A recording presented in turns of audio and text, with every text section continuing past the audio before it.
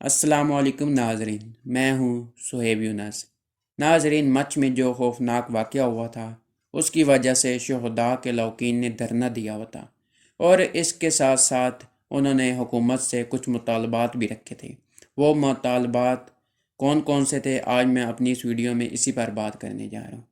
ناظرین، شہداء کے لوکان نے دھرنا دیا ہوا تھا، اس کے ساتھ ساتھ پورے ملک میں دھرنے دیے جا رہے تھے، جن میں سے لاہور، کراچی جیسے بڑے بڑے شہر بھی شامل تھے، اور مزید یہ بھی توقع کی جا رہی تھی کہ مزید حالات اور بھی خراب ہو سکتے ہیں، لیکن اللہ تعالیٰ کا لاکھ لاکھ شکر ہے، شہداء کے لوکین نے دھرنا ختم کر دیا، اور پاکستان میں جو مزید فتنہ فساد ہونے والے تھے ان فتنہ فساد سے اللہ پاک نے پاکستان کو بچا لیا، اور اب یہ مطالبات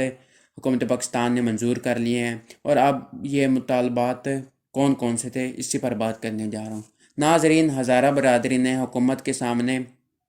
کچھ مطالبات رکھے تھے۔ عمران خان نے ان کے مطالبات سننے اور اس مسئلے کو حل کرنے کے لیے پہلے سے ہی دھرنے والی جگہ پر دو بڑی شخصیت کو وہاں بھیجا ہوا تھا، جن میں سے علی زیدی اور ڈپٹی اسپیکر شامل تھے۔ ہزارہ برادری نے ان کے سامنے کچھ مطالبات رکھے اور ساتھ یہ بھی شرط رکھی کہ ہم تب تک اپنے لوکین کی تدفین نہیں کریں گے جب تک عمران خان نہیں آتے۔ ناظرین، سیکیورٹی اداروں نے سیکیورٹی ریزن کی وجہ سے عمران خان کو دھرنے والی جگہ پر جانے کے لیے روکا، جس کی وجہ سے عمران خان نے بھی ہزارہ برادری سے کہا کہ تم اپنے شہداء کی تدفین کرو، میں اس کے گھنٹے بعد ہی وہاں پہنچتا ہوں۔ تو ناظرین، اس کے بعد کل 8 جنوری 2021 کو حکومت پر بہت سی آوازیں بلند ہوئیں، اور پاکستان میں فساد کرنے والے لوگوں نے اس کو ہوا دے کر پاکستان میں امن خراب کرنے کی کوشش کی۔ ناظرین، اللہ تعالیٰ کا لاکھ لاکھ شکر ہے، اس حکومت میں پہلی بار گزشتہ رات ہزارہ برادری کے ساتھ ریٹن مذاکرات طے ہو گئے ہیں، اور شہداء کے لوکین نے شہداء کی تدفین کا رات کو اعلان کر دیا، جس کے بعد نور ایئر بیس پر عمران خان اور اس کے ساتھ آرمی چیف کے لیے ہیلی کاپٹر تیار کر لیا گیا، اور اب صبح 9 جنوری 2021 کو جب شہداء کو دفنا دیا گیا، جس کا وعدہ عمران خان نے کیا تھا شہداء کی تدفین کے بعد اور دھرنا ختم ہونے کے گھنٹے بعد میں وہاں پہنچ جاؤں گا، وہ وعدہ پورے کرنے کے لیے عمران خان اور آرمی چیف نور ایئر بیس سے روانہ ہو گئے ہیں۔ تو ناظرین، اب سوال یہ ہے کہ ہزارہ برادری کے مطالبات کون کون سے تھے؟ ناظرین، پہلا یہ مطالبہ ہے کہ ثانیہ مچ میں ایف سی کے قائم کردہ چیک پوسٹ اور سخت سیکیورٹی کے باوجود بے گناہ مزدوروں کو ذبح کر دیا گیا۔ آئی جی ایف سی بلوچستان کو ان کی غفلت پر برطرف کیا جائے۔ ناظرین، دوسرا مطالبہ یہ تھا کہ ونگ کمانڈر ایف سی متعلقہ ڈی پی او اور ڈپٹی کمشنر ضلع بحران کو ان کی غفلت پر برطرف کیا جائے۔ تیسرا مطالبہ یہ سامنے آیا کہ ثانیہ مچ میں ملوث تمام دہشت گردوں کو گرفتار کر کے ان کو قرار واقعی کی سزا دی جائے۔ چوتھا پوائنٹ یہ سامنے آیا کہ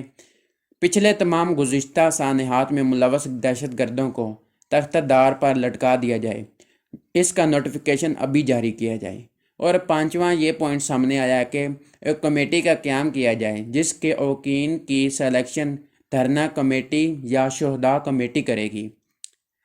چھٹا پوائنٹ یہ سامنے آیا کہ ثانیہ مچ کے شہداء کے وارثین کو 50 لاکھ فی کس روپے ملیں گے۔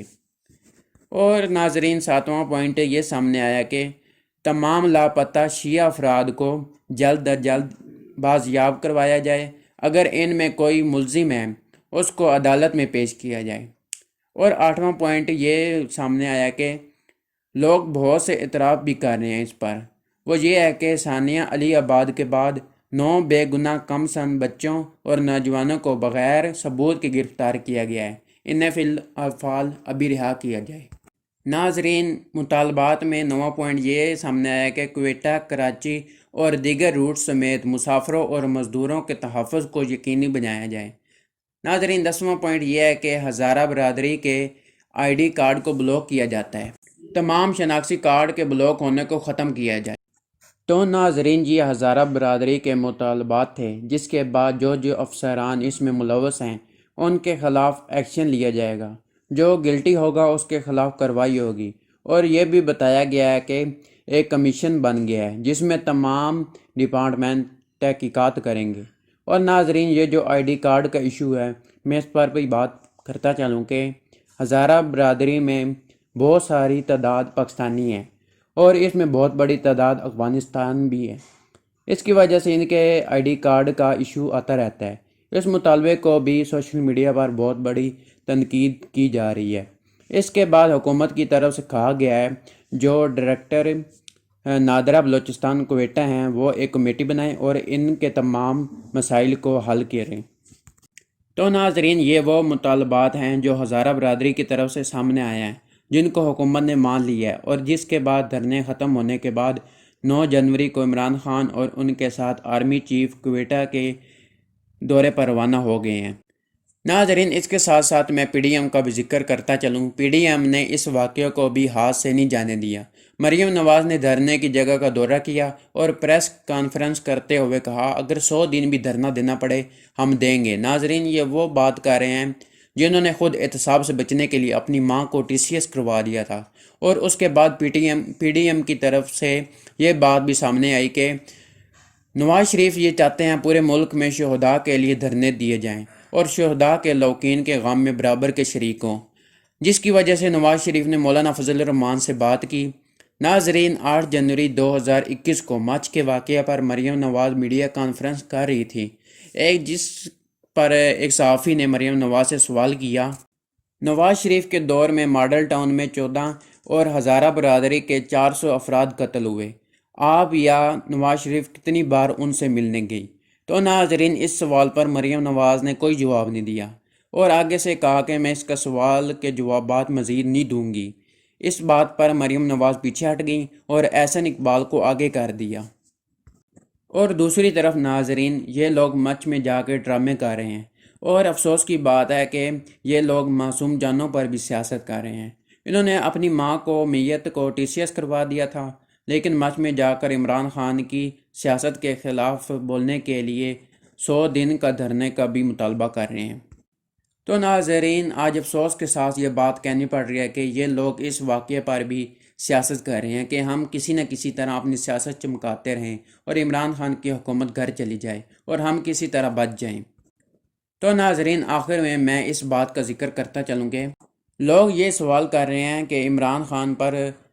تنقید کر رہے ہیں، عمران خان پہلے دھرنے کے وقت ان کے مطالبے پر کوئٹہ کیوں نہیں گئے؟ دوسری جانب نیوزی لینڈ میں جب مسجد پر حملہ ہوا تھا، ایک غیر مسلم خواتین جو وزیر اعظم تھی وہ اسی وقت وہاں واقعے پر پہنچ گئی۔ تو ناظرین میں ان سے یہ کہنا چاہتا ہوں اس وقت پاکستان کو اندر سے پی ڈی ایم کے لوگوں سے خطرہ ہونے کے ساتھ ساتھ پاکستان پر باہر سے بھی بہت بڑا دباؤ ہے، اور پاکستان کو باہر سے بھی بہت بڑا خطرہ ہے۔ ایک طرف انڈیا ہے اور دوسری طرف اسرائیل ہے۔ ناظرین تمام اسلامی ممالک اسرائیل کو تسلیم کر رہے ہیں، لیکن عمران خان اس بات پر ڈٹے ہوئے ہیں کہ جب تک اسرائیل فلسطین کو آزاد نہیں کر دیتا تب تک میں اسرائیل کو تسلیم نہیں کر سکتا۔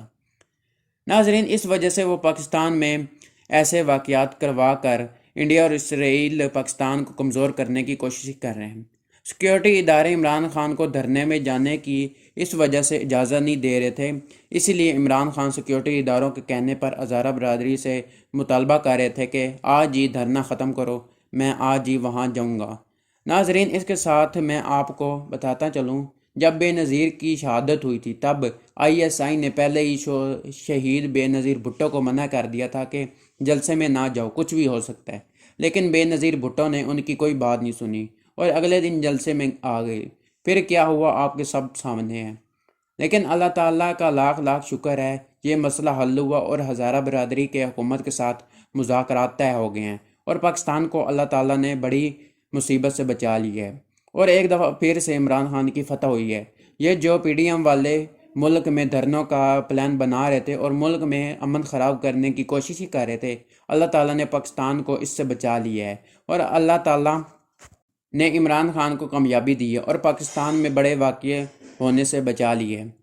تو ناظرین آج کے لیے اتنا ہی، مزید کرتا ہوں آج کی میری ویڈیو آپ لوگوں کو پسند آئی ہوگی، اگر پسند آئی ہے تو میرے چینل کو سبسکرائب کر دیں اور میری ویڈیو زیادہ سے زیادہ شیئر کریں۔ اس کے ساتھ مجھے اجازت دیں، اپنا خیال رکھیے گا، اللہ حافظ۔